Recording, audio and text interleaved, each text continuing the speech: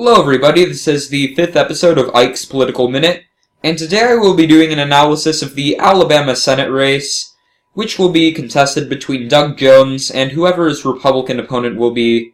And look guys, I will be going through the different factors that will influence how this race goes and ultimately reveal what I think about this race as to how it will vote. But honestly, these are just predictions. I think that this race will ultimately come down to what Doug Jones says and does, and also his Republican opponent. And without further ado, I will begin my prediction. So first of all, I think that Doug Jones did not win by any big margin. That is the first thing to point out. He only won by 1.5% of the vote.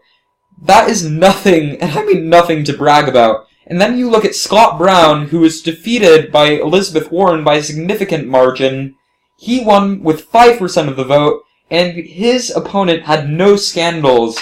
However, I do think that Alabama and Massachusetts do have some pretty clear differences, and not just that Alabama is completely conservative and Massachusetts is completely liberal. Okay, maybe they're not completely conservative and completely liberal, but it's pretty close to that. And I think that one of the other key differences is that Massachusetts has, and still does, a weird tendency to elect Republicans at a statewide level. I mean, I've met Mitt Romney and Charlie Baker I have not met, but they both managed to win, and when I met Mitt Romney, he said that the reason that Republicans win in Massachusetts is because the people of Massachusetts trust the Republicans with their money. They're pretty liberal guys, but they don't want their taxes to go up, and you know, that's Romney's opinion. I might have my own opinions on issues and such, but I think that the people of Alabama have no such trust of the Democrats. But, however, I do think that still there are some things that could make this race go in Doug Jones' favor, but it's going to be the heck of an uphill battle for him. And, you know, another factor too is that, you know, things were a lot less partisan back in 2010. I mean, if you look at it, especially with Donald Trump now coming into office, a lot of the parties tend to vilify the other side far more than ever before. I mean, you could say the same thing about 2004 or 2008, but to nowhere near the degree that things were partisan in 2017, and definitely nowhere to the degree that they are now, and probably will be in 2020. I mean, the basis of both parties will be very ready to be energized, and there will be so many independents ready to vote for whatever side, but things will be just so partisan, too. And I think that that's something to consider, too. So, going through Alabama, Doug Jones won key areas, 3 of them, in order to win the state, and I think they were Huntsville, Tuscaloosa, and Mobile. Now, Tuscaloosa is a college town, and I think that it was important for Doug Jones to run up the score and win this place by around 8,000 votes, which he did do. Alongside Huntsville and Mobile, I think that these are both critical cities that he won, and, you know, if you look at the Alabama results for the 2016 Senate race, Richard Shelby mopped the floor with Ron Crumpton. I mean, especially in Huntsville and Tuscaloosa, he won these areas by around the margin that he carried the state by. I mean, if you look at Tuscaloosa County, man, he won by around 33 percentage points. And, you know, you might think that the Alabama Senate race was special, and one of the main reasons that Doug Jones managed to win was because Roy Moore was such an awful candidate. But Alabama also has a partisanship that has shifted towards the Democrats. And that is something that I will show in the gubernatorial election in 2020. Look at this. I mean, Kay Ivey defeated Walt Maddox by a 19-point margin. Republicans, that is amazing. Don't get me wrong. It's always wonderful when your candidate wins by 19 points. But check this out. Tuscaloosa County. Walt Maddox carried this by an extremely narrow margin. Walt freaking Maddox. He had no name recognition. Like, at all. He was just some random dude that the Democrats nominated. So the fact that he won Tuscaloosa County and kept it close in Mobile County and Huntsville County for that matter shows that Alabama really has shifted towards the Democrats. And understandably, I can see that the Bible Belt, Alabama in particular, is Trump country, and Trump could have a strong hold on these places. I think that Doug Jones really does have a good chance in Alabama, more than a lot of people would think.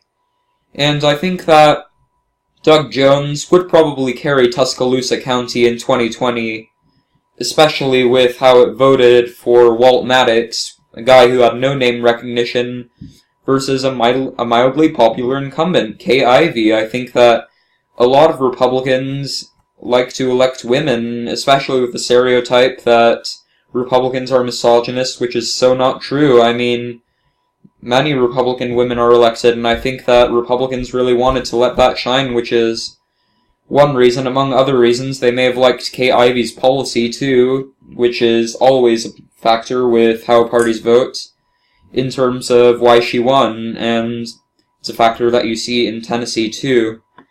And, also, I think that we could draw a lot of the same similarities between the Alabama Senate race and the Montana Senate race. I mean, if you look at it, both candidates won by a plurality, not a majority. I mean, Jon Tester won with 48.7% of the vote, and Doug Jones won with 49% of the vote. Man! Doug Jones won with more of the vote than Jon Tester. So how did Jon Tester freaking win again? Well, one possibility is that Matt Rosendale was not an inspiring candidate. You could say that. But Trump constantly went to Montana and held rallies for him. And Denny Rehberg had no such advantage, and I think that shows that 2018 was a good year for the Democrats. But also, look at 2018. I mean, you had Joe Donnelly lose in Indiana, you had Claire McCaskill lose in Missouri, and Heidi Heitkamp lose in North Dakota. All red states, but they're red states trending more Republican. And I think that goes the same for Florida, too, even though it's not a red state. However, Montana is gaining population, it's gaining a seat in Congress. Florida is the one exception to a state that gains population, and yet still is trending more Republican, and that's because of the retirees.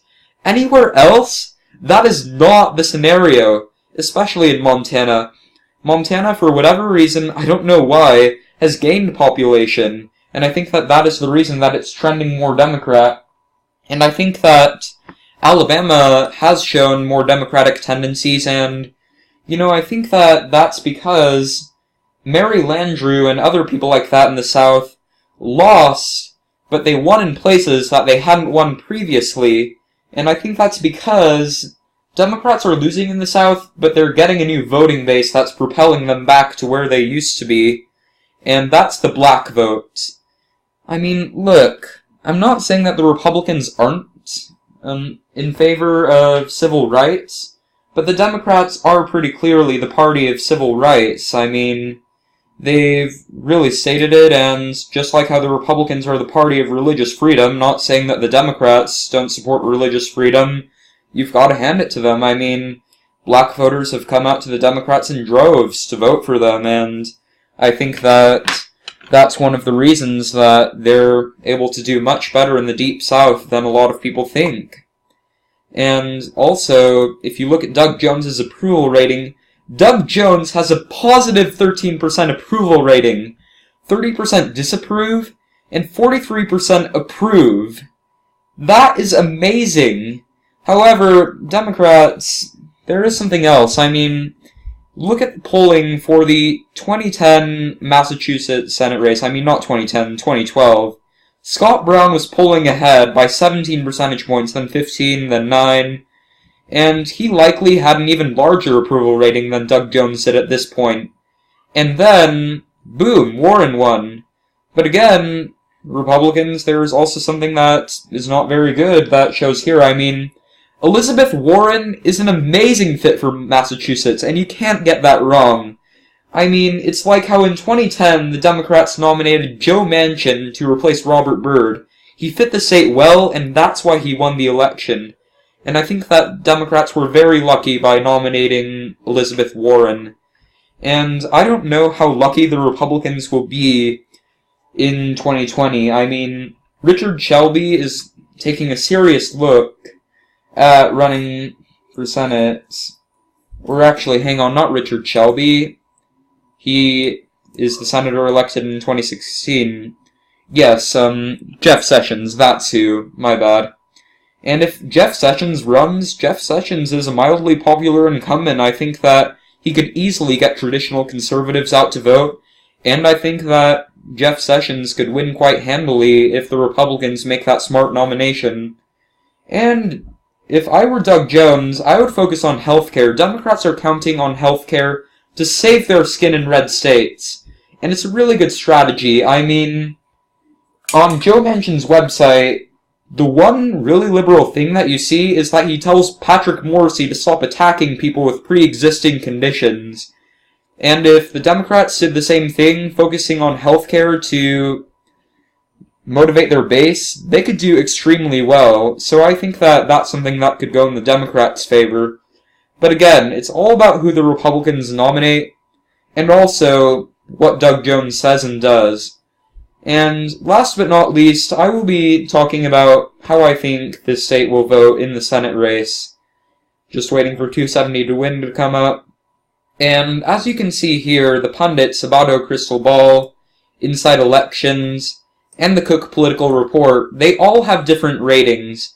And I don't really know which rating to choose from, but I would say that I agree with none of them. I think that this race could narrowly go to Doug Jones, and I think that that's just because Doug Jones seems to be a good fit for this state. A lot of Alabamans actually wanted Doug Jones to be their senator. I think that a lot of them came out and voted for him. He went to cafeterias, and he spoke to everybody, even the cafeteria lunch ladies, and I think that shows that he really did care for the people of Alabama.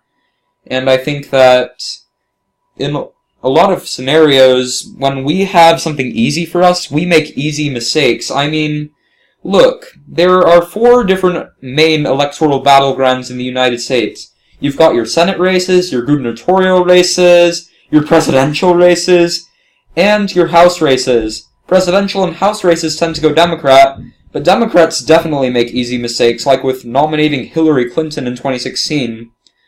And the Alabama Senate race is a prime example of how Republicans made an easy, and I mean easy, mistake in a battleground that was supposed to be an easy place for them to win. And I think that the Republicans definitely could make an easy mistake in 2020, and I think that Doug Jones, with as mildly popular of an incumbent as he is right now, I think that he could narrowly win. But again, if Jeff Sessions runs, this race could easily go lean Republican, or even likely Republican for that matter, or safe. Alabama's been safe Republican before, why can't it be safe this time? Well, here's the thing. Doug Jones is the incumbent, and I think that combined with his strategy of focusing on healthcare rather than other things, and also the fact that he doesn't have the Kavanaugh hearings on his back the way that people like Heidi Heitkamp did, I think that could seriously help him in this race, which is why I think that this race could narrowly go to Doug Jones.